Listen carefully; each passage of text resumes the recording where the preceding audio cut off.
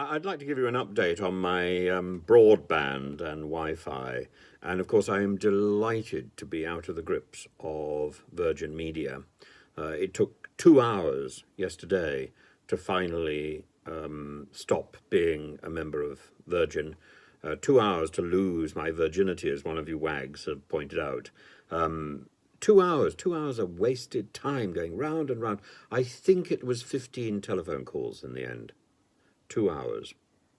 So if you're thinking of having anything to do with Virgin Media, think again, because first of all, it doesn't work.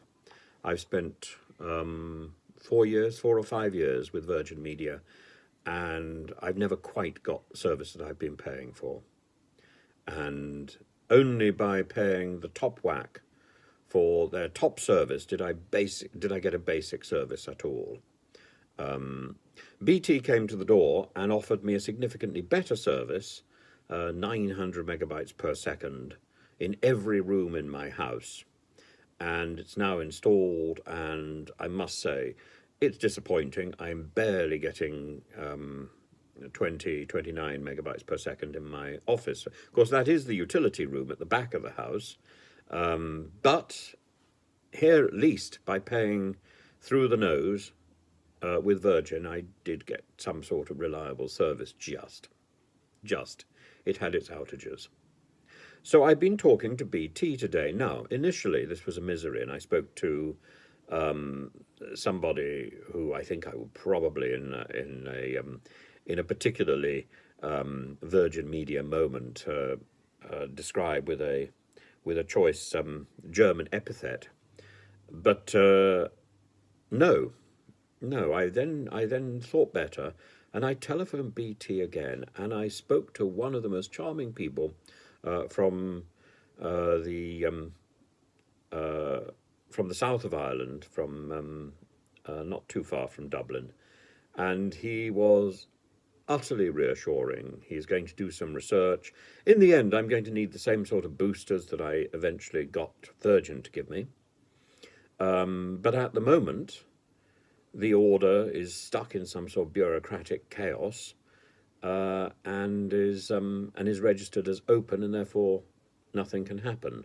But I have no doubt that Daryl will see this through, and I will end up with an efficacious and reliable service from BT. I felt very confident in Daryl. We spoke for about 40 minutes, and he was deeply reassuring. That is the sort of service that I expect. Whether it's followed up by an engineer or not, I don't know. I'm left with a smile.